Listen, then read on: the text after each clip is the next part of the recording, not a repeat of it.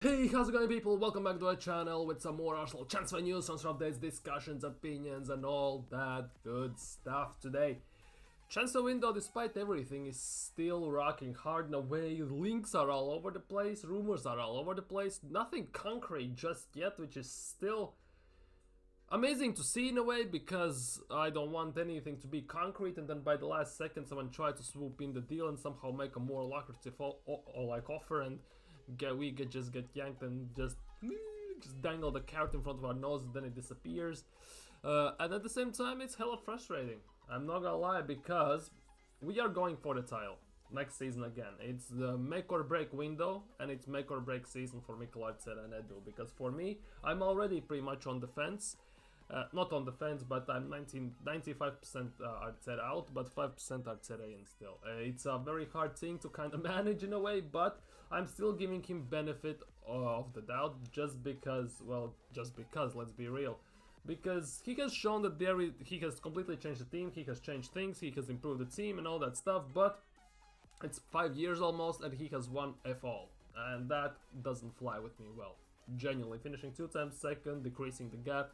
If we don't win anything this season, if we treat cup competitions like side dishes and side chicks, no thanks. But yeah, transfers, it's going quite interesting. I'm starting to have doubts and starting to have encouragements at the same time for certain transfers. So let's dig in. Like, comment, subscribe, hit that bell, of course. Let me know down your thoughts down in comments below after the stuff we're gonna talk about today and other maybe links you have heard. And let's do this. And we're kicking things off with Dovbyk. Obviously, we have been linked with him previously, like a week ago, something like that. Well, we were not linked with him properly, they were just exploring options. Some articles said that Arsenal have contacted the camp and all that stuff, basically the usual transfer business. But Girona director has come out and said that they don't want to sell Dovbyk, and obviously why would they? He was the La Liga top goal scorer for the last season. Girona are losing their main guys left, right and center. They lost Savio to City, they lost Alex Garcia to Bayer Leverkusen. So it's a bit rough for them, I'm not gonna lie. They already have signed someone as well. So they definitely want to keep some of their core players. So it will be very interesting how they manage, because they're in Champions League for the first time ever. It will be for next season. So they need some of their core to actually play properly. And Artem Dovbyk obviously is one of those players. And what the director has said is basically that they don't want to sell him, but he has 40 million euro release clauses, pretty much like every single player in La Liga, to protect their value and everything. It's a hell of annoying if the player arguably plays better than 40 million, his value is just 40 million, but hey ho, he has played there one season, they paid for him only 7 million, so that is definitely like 6 times the increase in value, so that is already incredible. But yeah, he said there is 40 million release clauses, you have to pay it if you want him, and then I can't do anything, I will have to sell. So the release clauses are there for the taking if any club needs a striker. Where it's gonna happen or not remains to be seen. But obviously we are speaking in terms of Arsenal strikers at the moment, and he has been gone pretty much dead quiet since we were linked with Victor Gyokeres. And speaking of Victor, my man, there are more updates. Legitimately, it feels like on Gyokeres front there are updates every day. A few days ago news came out that Arsenal have pretty much everything agreed upon. Yesterday the news came out, Arsenal won't play 100 million release clause per se, they will play 90 million euros up front.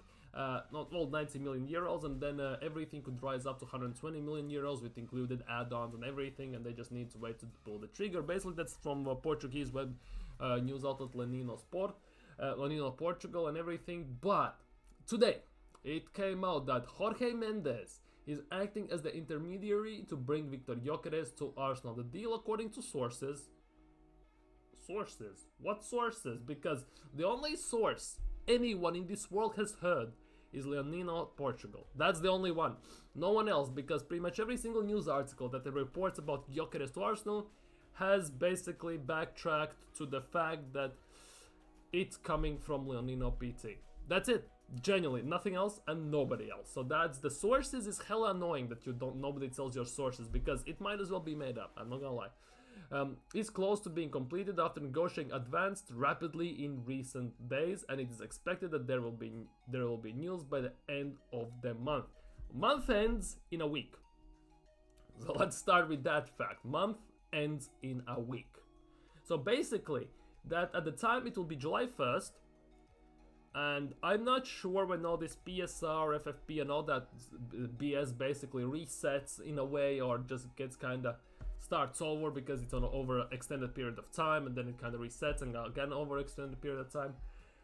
Arsenal apparently don't have the issues, but if it resets on July 1st, when genuinely it should be resetting because the contracts run out and renews and everything happens on July 1st, very convenient, isn't it? In a way. And the fact that it's Jorge Mendes who is acting as the intermediary is very interesting. It's very sus at one point, and it's at the same time very amazing on the other point. Because basically, if you don't know who Jorge Mendes is, he's one of the most powerful football agents you can imagine. He's Cristiano Ronaldo's agent, Ruben Dias's his agent, or his agency kind of represents some of the biggest Portuguese stars in world football. I'm gonna tell you that much. But let's just go with that. That includes obviously Ruben Dias, Bernardo Silva, Cristiano Ronaldo, and of course players like that.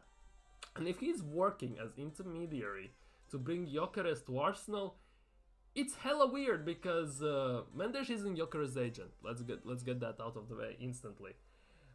He is linked with Sporting obviously because many players come from Sporting he's representing, so maybe that is the reason why. But he is one of those agents who is big time, basically. But he's also one of those agents who are brown envelopes agents, if that makes sense. I'm not throwing accusations, it's just rumored around. At Wenger time, when Wenger was at Arsenal, he was calling out agents and everything.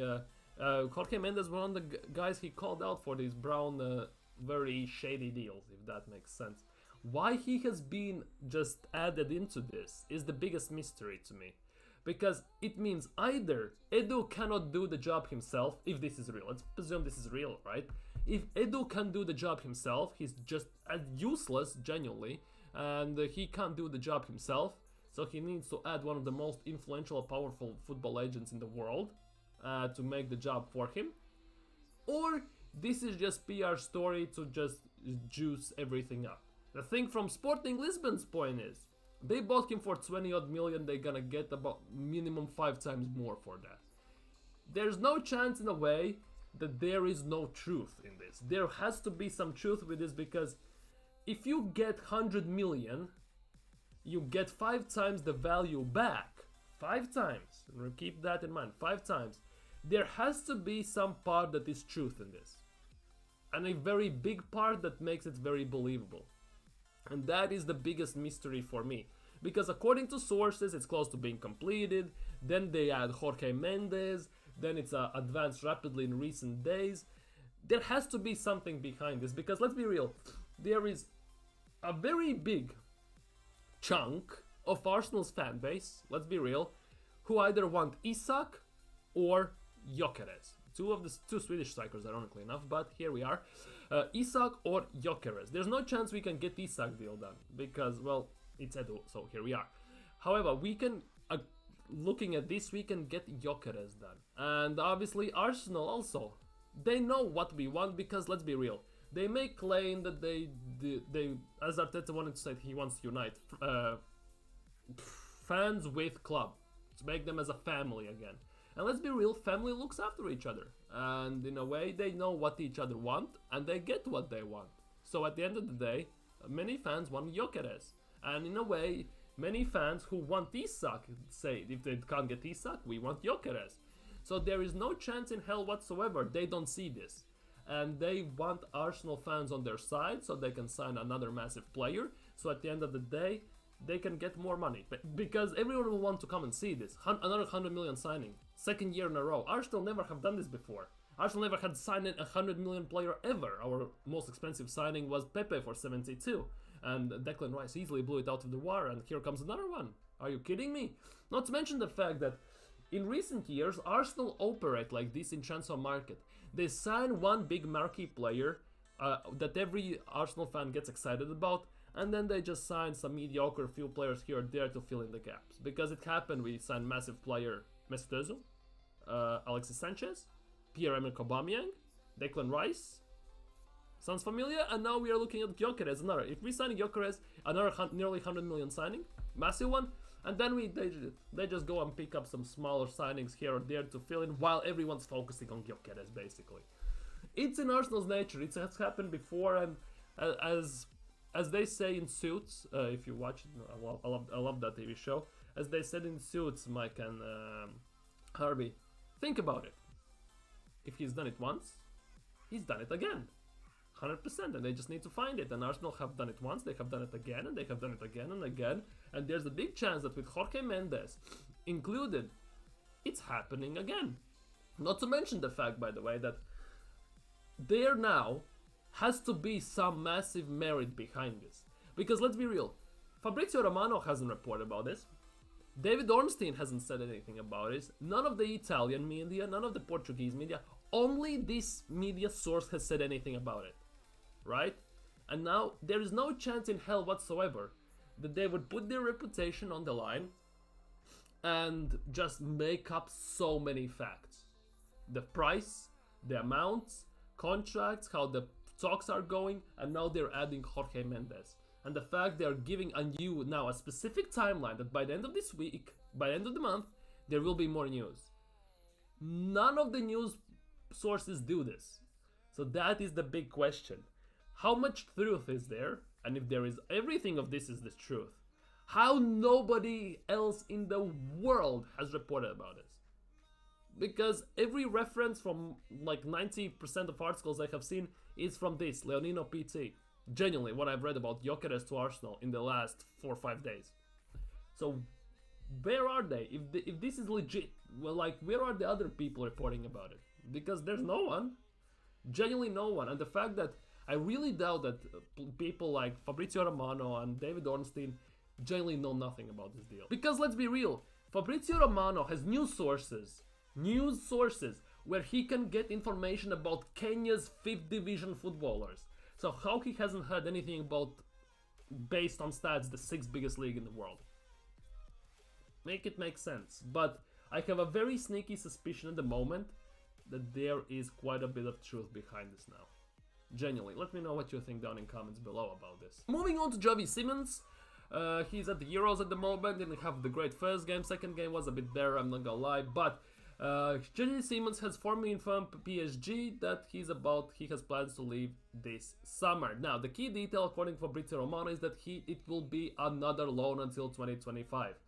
So Bayern and RB Leipzig both are pushing to sign Xavi Simons basically.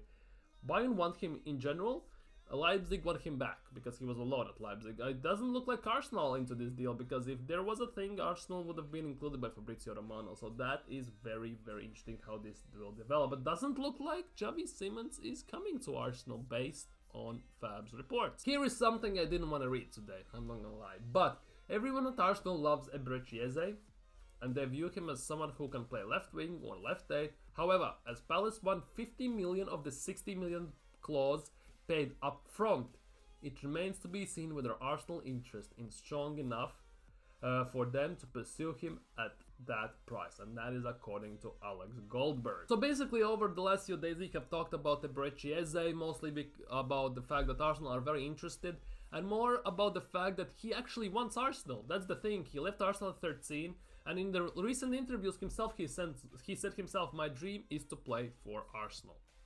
Now, the issue with all of this is he has 60 million release clauses. Now, and it's everything, if you want to sign him, pretty much is in our hands or any club that wants him, in their hands, because 60 million, take it or leave it, basically what Crystal Palace are saying, 50 million minimum upfront, pay all 60 for all they care, but you have to pay it all. You have to pay 50 at least. So that is the biggest issue, and they just lost Olise to Bayern Munich. They might lose Gehi, they might lose both of their stars, and it looks like Eberechieze they also might lose, potentially, so it all remains to be seen. And as it says in the end, it remains to be seen whether Arsenal interest is strong enough for them to pursue him at that price. And I would say it should be, but it's Arsenal, so you never know, because one thing I've learned about Arsenal is that if it makes sense, Arsenal won't do it, unfortunately, so we will have to wait and see. And the last one for today is Joshua Kimmich. A separation between Joshua Kimmich and Bayern Munich is increasingly possible. The German club could sell him this summer if he does not agree to a new deal. His future will be decided after Euros. That is according to Pletty Goal. And here's some more, including the Pletty Goal. Call him directly. 70 million Champions League winner could now join Arsenal. Sky Sports journalist basically from Pletty Goal. Arsenal are searching for high quality players behind the summer, more specifically midfielders as well. The thing is, here it is, Arsenal potential destination. According to Sky Sports Germany, following Plettenberg, the Gunners are one of the teams who could end up signing Joshua Kimmich, and that would be quite amazing, I'm not gonna lie. We've been linked with Kimmich for quite some time. Nothing concrete yet, just obviously as it always goes in transfer rumors, interest, monitoring and all that stuff. Basically all the PR wars to make it like Arsenal are doing something when they're doing F-all basically. But here it is, it's actually might be happening. Joshua Kimmich has Arsenal on list of five destinations. Now they have 5 destinations, and that is the biggest issue here. For Arsenal, it would be great to sign Joshua Kimmich, experienced winner, who could just Arteta's favorite word, transmit the energy, the experience, the winning mentality, which Arteta has all of, and other players don't have any pretty much, and he could definitely be that one of the carrying pieces. He could actually be a proper leader in the team, not like crybaby Bart Simpson, Zinchenko, or someone like that. So it will be very interesting to see how this develops, but there it says they have 5 potential destinations. I think there was obviously Bayern Munich staying, that's one destination.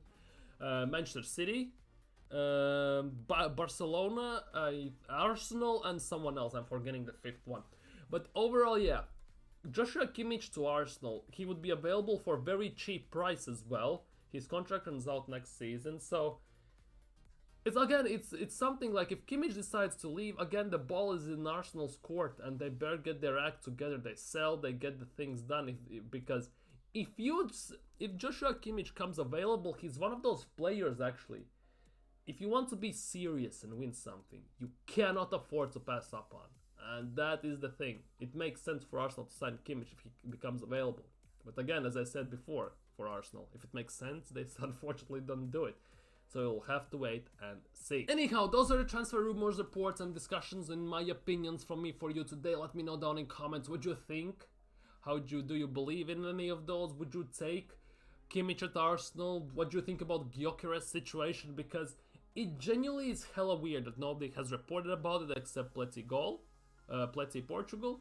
Pletty, what I'm talking about is the German side. Leonino Portugal, but yet at the same time, the deal is pretty much almost done. How have anyone else heard about this in the world? It's still baffling me. But in a way, it might make sense since Arteta said himself he doesn't want to let any news slip out. And if they're adding Jorge Mendes and everything into the deal, it's hella weird. It's confusing as hell. So let me know what you think about that. 60 million for Ebrechieze. You're signing him up or you are moving on? Let me know that down in comments as well. Enjoy your weekend. Enjoy your day. Take care. Like, comment, subscribe as I said. And see you in the next video. Peace.